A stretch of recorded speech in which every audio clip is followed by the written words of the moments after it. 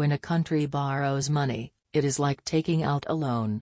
Just like when a person takes out a loan, the country has to pay back the money it borrowed, plus interest.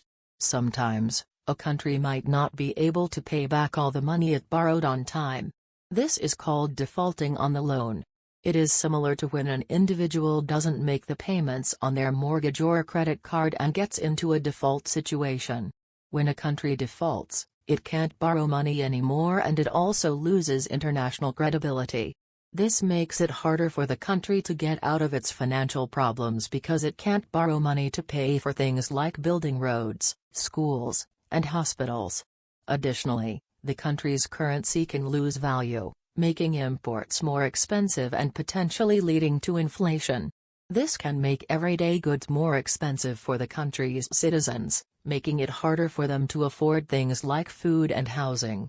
Overall, defaulting on a loan is like a big red mark on a country's credit score, making it harder for it to borrow money in the future, which can negatively impact the country's economy and people's livelihood. Now looking at the current financial situation of Pakistan, if the country were to default on its loans, it would likely face a number of economic challenges.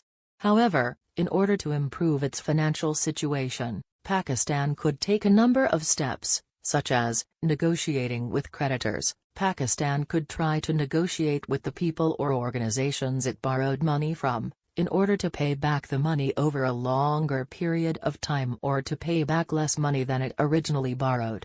Increasing income. Pakistan could try to grow its economy by encouraging businesses to invest and create jobs, or by increasing taxes. This could help the country to have more money to pay back its loans.